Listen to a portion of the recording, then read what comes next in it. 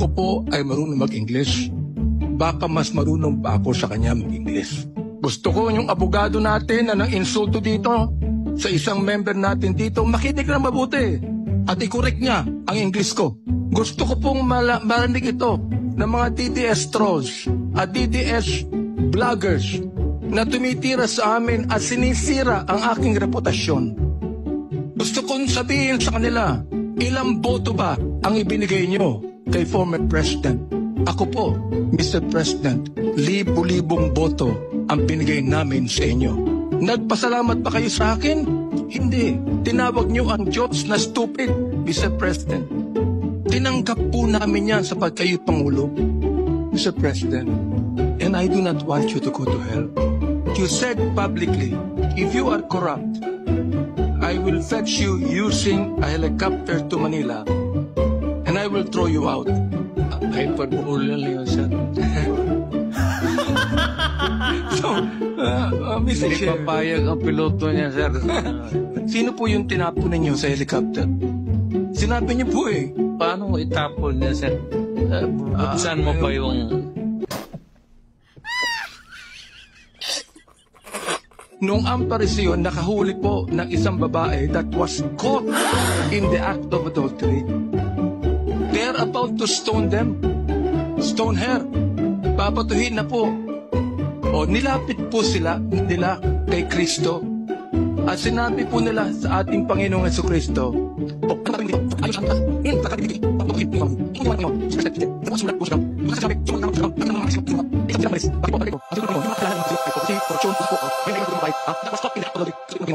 neither do I condemn you.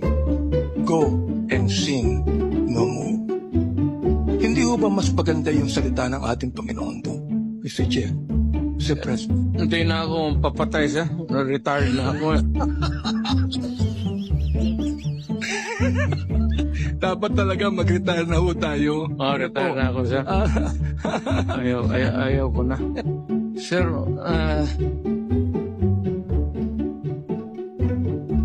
bago ko sagutin yung ano sir, ayaw kong pumunta ng impyerno.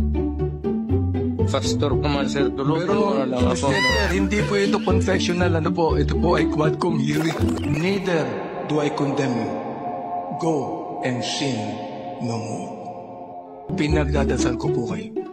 Salamat. Totoo po yan. Totoo po yan. Hindi po dasal na ama namin, ha? Ito po ay dasal coming from the heart. Eh, bakit po kayo pumapatay? Mas mabuti pala na makulong tong mga hayop ay. Sorry po.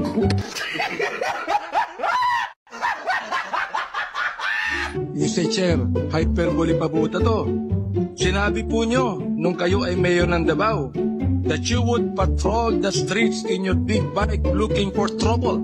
Sabi nyo? Yeah. Oh, hindi po to hyperbole. Totoo po ito.